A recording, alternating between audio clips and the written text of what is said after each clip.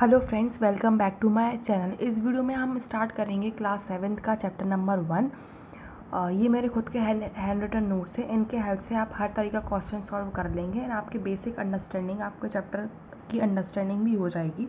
आपको फिर से एनसीईआरटी के पढ़ने की कोई ज़रूरत नहीं है। आप मेरे साथ नोट्स बना सकते हैं। अगर आपको कुछ भी पॉइंट एक्स्ट्रा ऐड करना होगा तो आप वो भी कर सकते हैं इसके साथ में। इस चैप्टर में हम क्या पढ़ेंगे कि आखिर प्लांट्स जो होते हैं वो अपना खाना कैसे बनाते हैं, क्या प्रोसेस होती है। थोड़ा बहुत हम एनिमल्स के बारे में भी डिस्कस करेंगे। तो हम स्टार्ट करते हैं न्यूट्रिशन इन प्लांट कि आखिर प्लांट जो होते हैं उनका मोड ऑफ न्यूट्रिशन क्या होता है, मतलब इनटेक ऑफ क्या होता है, वो कैसे इनटेक करते हैं, क्या प्रोसेस होती है उसकी, वो देखेंगे हम अपना खाना कैसे बनाते हैं। और वो ऑटोट्रॉपिक होते हैं या हीटोट्रॉपिक इन नेचर होते हैं। न्यूट्रिएंट्स का मतलब क्या होता है, carbohydrate, protein, fat, vitamin, minerals R component of food. ये सारे क्या होते हैं, कंपोनेंट ऑफ फूड होते हैं। फूड में ये सारी चीज़ें प्रेजेंट रहती हैं और ये एक इंडिविजुअल के लिए काफ़ी नेसेसरी होते हैं क्योंकि ये एनर्जी देते हैं मेटाबॉलिक एक्टिविटीज़ करने के लिए। अगर इनमें से किसी भी चीज़ की कमी हो जाएगी, ह्यूमन में हो जाएगी अगर इस चीज़ की कमी, तो उससे क्या होता है कि उसकी जो बॉडी फंक्शनिंग में दिक्कत आने लगती है, उसमें ग्रोथ में उसको दिक्कत आने लगती है। तो इसलिए हमें ये सारी चीज़ें काफ़ी ज़रूरत होती हैं इन सारी चीज़ों के लिए। अब मोड ऑफ न्यूट्रिशन देखेंगे हम, क्या होता है, ऑटोट्रॉपिक है या हीटोट्रॉपिक है। ऑटोट्रॉपिक मतलब खुद का खाना बना लेते हैं, सेल्फ ट्रॉपिक मतलब होता है नरिशमेंट। और हीटोट्रॉपिक क्या मतलब क्या होता है, हीटरो मतलब होता है अदर और ट्रॉपिक मतलब होता है नरिशमेंट। ऑटो मतलब खुद बना लेते हैं खाना एंड हीटरो मतलब कि दूसरे पर डिपेंडेंट रहते हैं। न्यूट्रिशन का मतलब क्या होता है, is the mode of taking food by an organism कि किस टाइप से वो ऑर्गेनिज्म अपना फूड इनटेक कर रहा है, मतलब वो खुद बना पा रहा है या दूसरे पे वो डिपेंडेंट है। तो ये एक प्रोसेस होती है, एक मोड हम पता करते हैं। And utilization by the body, और कैसे वो यूटिलाइज कर रहा है उस इनटेक ऑफ फूड को अपनी बॉडी के अंदर, हम उसको न्यूट्रिशन कहते हैं। फोटोसिंथेसिस के बारे में हम डिस्कस करते हैं। हमने जैसे देखा कि प्लांट जो होते हैं ऑटोट्रॉपिक इन नेचर होते हैं, मतलब वो खुद का खाना बना लेते हैं। लेकिन वो किस प्रोसेस से बनाते हैं अपना खाना with the help of photosynthesis.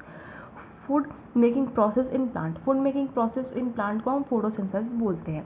Leaves are the food factory of plant.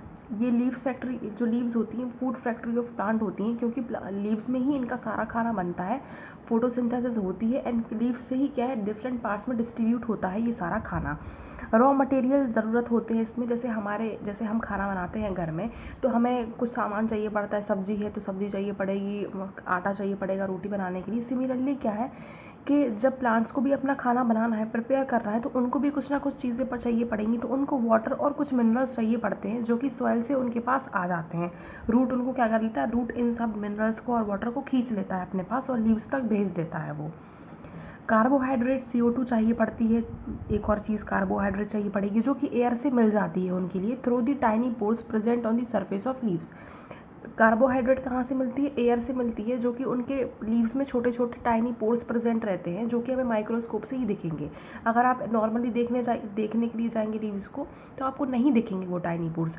लेकिन जब आप उनको माइक्रोस्कोप में बड़ी क्लास में जब आपको देखोगे आप उनको माइक्रोस्कोप में छोटे छोटे एकदम छिद्दे होते हैं, छिद्दे कहेंगे उनको हिंदी में, और उसके थ्रू CO2 कार्बन डाइऑक्साइड अंदर आता है।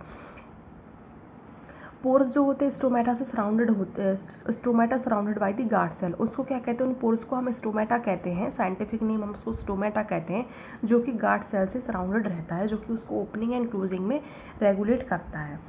The leaves have the green pigment, और लीव्स के पास ग्रीन पिगमेंट रहता है जिसको क्लोरोफिल कहते हैं, जो कि एनर्जी ट्रैप करेगा। तो हमने क्या क्या रॉ मटेरियल देख लिए, वाटर चाहिए है, मिनरल्स चाहिए जो कि रूट से आ जाएगा, CO2 चाहिए जो लीव्स अपने पोर से ले लेंगी, टाइनी छोटे छोटे छिद्दों से ले लेंगी अंदर, और फिर क्या चाहिए, क्लोरोफिल उनके अंदर प्रेजेंट ही रहता है, पिगमेंट होता है जो कि एनर्जी को ट्रैप कर लेता है।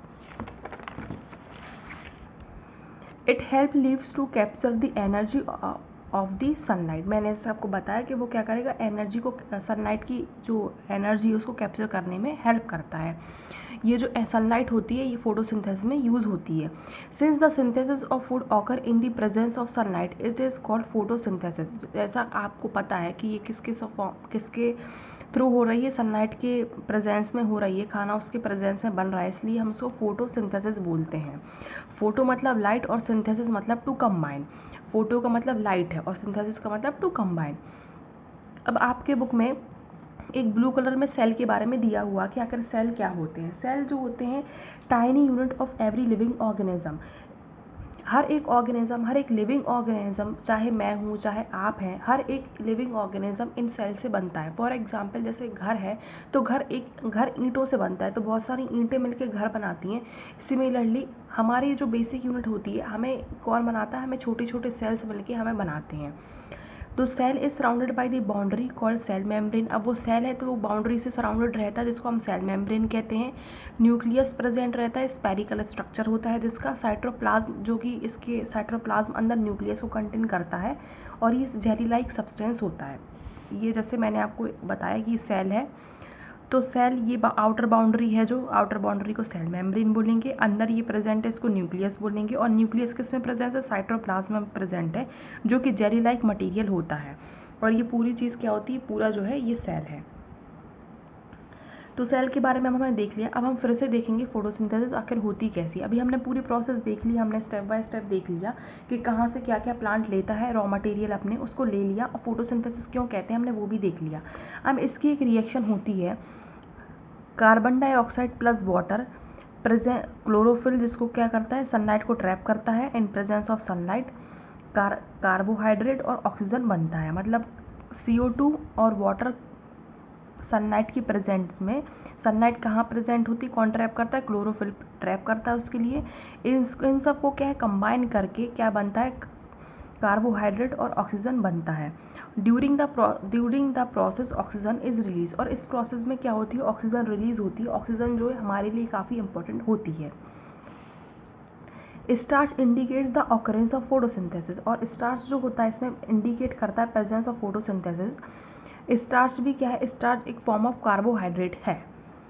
अब एल्गी क्या होती है, एल्गी भी ग्रीन इनके पास ग्रीन होते हैं ये दिखने में, इनके पास भी क्लोरोफिल प्रेजेंट रहता है। जैसे आपने कभी देखा होगा बरसात के मौसम में आपके जो छत है या कहीं पे ग्रीन पैचेस प्रेजेंट रहते हैं, आपकी छत में भी प्रेजेंट होते हैं, या तो पॉन्ड्स में या तो कुछ ऐसे पानी में जो कि स्थिर पानी हो उधर पे ऐसी ये देखने के लिए मिल्की है। इसको हम हिंदी में काई बोलते हैं, काई लग जाती है हम ये बोलते हैं। These are generally found by growing of organism called algae. ये क्या है, these are generally formed by growing of organism. ये किसकी वजह से होती हैं, ये फॉर्म जो होती हैं ग्रीन पैचेस जो होते हैं ये इसको नाम क्या देते हैं, एल्गी बोलते हैं हम इसके लिए। ये कंटेन क्लोरोफिल कंटेन करती हैं ये, इसलिए ग्रीन कलर दिखने में होती हैं। तो हमने ये देखा ऑटोट्रॉपिक मोड ऑफ न्यूट्रिशन, हमने देख लिया कि अपने कैसे प्लांट अपना खाना बनाता है, हमने उसकी रिएक्शन देख ली। आप रिएक्शन ज़रूर याद रखना कि रिएक्शन क्या होती है, अपना रॉ मटेरियल वो कहाँ से लेता है और उसकी स्टेप्स क्या होते हैं रॉ मटेरियल लेने के, ये ज़रूर याद रखिए आप। अब हमने ऑटोट्रॉपिक की बात कर ली, अब हम चलते हैं हीटोट्रॉपिक मोड ऑफ न्यूट्रिशन में। क्या कर हीटोट्रॉपिक मोड ऑफ न्यूट्रिशन क्या होता है, इसमें क्या है कि प्लांट जो होते हैं इनके पास क्लोरोफिल प्रेजेंट नहीं होता है, मतलब खुद का खाना ये नहीं बना सकते और ये क्या है दूसरों पर डिपेंडेंट रहेंगे, इसलिए हम इनको हीटोट्रॉपिक बोलते हैं। हीटोट्रॉपिक डिफरेंट टाइप्स ऑफ मोड हो सकते हैं, जैसा हमने देखा कि ऑटोट्रॉपिक और हीटोट्रॉपिक होते हैं। फोटोसिंथेसिस करते हैं, अपना खुद का खाना बना लेते हैं, लेकिन ये जो होते हैं खुद का खाना नहीं बना सकते हैं। हीटोट्रॉपिक भी बहुत सारे होते हैं, उनको फर्दर क्लासीफाई करके रखा है। पैरासाइट नेचर के भी होते हैं, इंसेक्टिवोरस होते हैं, सेप्रोट्रॉपिक भी हो सकते हैं और सिम्बायोसिस भी हो सकते हैं। ये 4 तरीके में हमने इनको डिवाइड करके रखा है। तो आप इस फ्लो चार्ट को अगर याद कर लेंगे तो आपको पूरा समझ में आ जाएगा इस चैप्टर में हो क्या रहा है। ये आप अपनी कॉपी में ज़रूर बना लेना। तो जैसा हम बात कर रहे हैं हीटोट्रॉपिक मोड ऑफ न्यूट्रिशन की बात कर रहे हैं, तो पहला हम पढ़ेंगे पैरासाइटिक क्या होता है। इसमें क्या होता है, होस्ट आपने देखा होगा जैसे हम कोई भी ऐसा प्लांट लगाते हैं, अब क्लाइम करता है दूसरे पे, जो दूसरे पे क्लाइम कर लेता है तो उसको हम क्या बोलते हैं, पैरासाइट बोलते हैं। जो क्लाइम करता है उसको हम पैरासाइट बोलते हैं, और जिसके ऊपर वो क्लाइम करेगा हम उसको होस्ट बोलेंगे। होस्ट जो होता है, the plant on which it climb is called host. जिस प्लांट पे वो क्या होता है क्लाइम करता है हम उसको होस्ट बोलते हैं। ये क्या करता है, होस्ट से वैल्यूएबल न्यूट्रिएंट्स लेता है, वैल्यूएबल सामान लेता है, क्योंकि वो खुद का खाना तो बना नहीं पा रहा है, तो दूसरे से वो क्या है उसके सामान लेगा, उसका खाना वो एक्सट्रैक्ट करेगा, उस पैरासाइटिक नेचर बोलते हैं।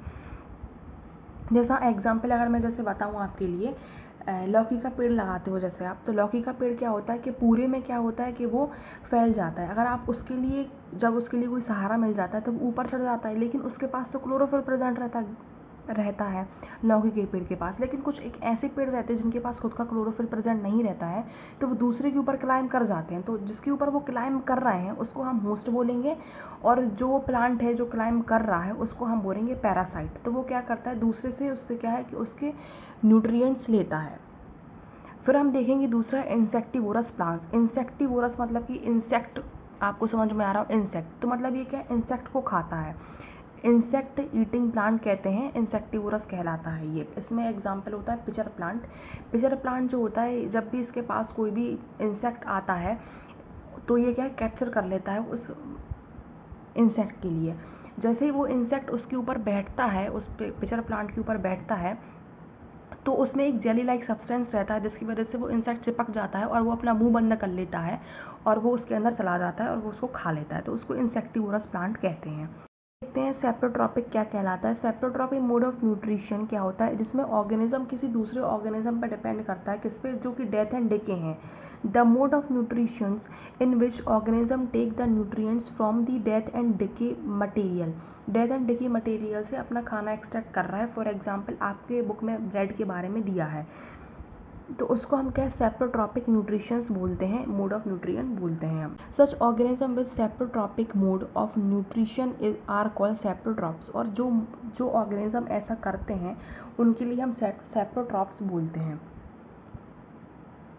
The fungal spores are generally present in the air. जैसा मैंने आपको बताया कि ब्रेड जो होता है, अगर आप किसी ऐसी एरिया में रख दिए जहाँ पे मॉइस्चर हो काफ़ी ज़्यादा, तो उसके ऊपर क्या है कि फंगस ग्रो करने लगती है। मतलब वो क्या है, डेथ एंड डिके। ब्रेड तो जिंदा तो है नहीं है ब्रेड, तो ब्रेड जो है डेथ एंड डिके है, उससे क्या है अपना खाना एक्सट्रैक्ट कर रही है, उससे अच्छी चीज़ें ले रही है। ठीक है, तो फंगल जो होती है, अब आपको लगेगा कि वो आती कहाँ से है। आखिर जो स्पोर्स होते हैं ना, फंगल स्पोर्स जो होते हैं वो प्रेजेंट होते हैं एयर्स में। एयर में जब भी प्रेजेंट रहेंगे तो वो क्या है कि जब भी उन्हें कोई भी ऐसा एरिया मिलेगा लैंड करने के लिए, तो वो उस पर लैंड कर जाते हैं। when they land on wet and warm thing they germinate and grow। जब भी वो wet and warm things पे क्या है बैठते हैं तो वो क्या है, जर्मिनेट करने लगते हैं और ग्रो करने लगते हैं। आपने देखा होगा कि आपके पिकल्स में भी क्या है, फंगस लग जाती है, तो मम्मी लोग जो होती हैं कि काफ़ी अच्छे से उसको रखती हैं। Some organisms live together and share both the shelter and nutrition. This relation is called symbiosis। अब चौथा पढ़ रहे हैं हम सिम्बायोसिस रिलेशन, जिसमें क्या होता है कि दोनों एक दूसरे की हेल्प करते हैं। जैसे शेयर कर रहे हैं दोनों, जैसे फॉर एग्जांपल मैं और मेरी फ्रेंड है, ठीक है, तो अगर मेरे पास इरेज़र नहीं है और उसके पास कटर नहीं है, ठीक है, शार्पनर नहीं है, तो हम दोनों ने बीच में रख दिया शार्पनर और इरेज़र, और हम लोगों ने कहा कि जब तुम्हें शार्पनर की ज़रूरत पड़ेगी तो तुम शार्पनर ले लेना, और जब मुझे तुम्हारी इरेज़र की ज़रूरत पड़ेगी तो मैं तुम्हारी इरेज़र यूज़ कर लूँगी। तो हम लोग क्या है कि म्यूचुअली अंडरस्टैंडिंग है हम दोनों के बीच में, और हम दोनों शेयर करके काम कर रहे हैं। सिमिलरली क्या होता है, लिविंग ऑर्गेनिज्म में भी ऐसी चीज़ होती है, दोनों क्या होते हैं, शेयर करके रहते हैं, शेल्टर और न्यूट्रिएंट्स शेयर करके रहते हैं एक दूसरे के साथ, उसको हम सिम्बायोसिस कहते हैं, सिम्बायोटिक रिलेशन भी कहते हैं। अब हम बात कर रहे हैं कि प्लांट जो है अपना खाना सिंथेसिस कर लेता है, और वो जो है मिनरल्स या वाटर उसको जो भी चाहिए वो क्या है कि अपने रूट से ले लेता है, सॉइल से ले लेता है वो।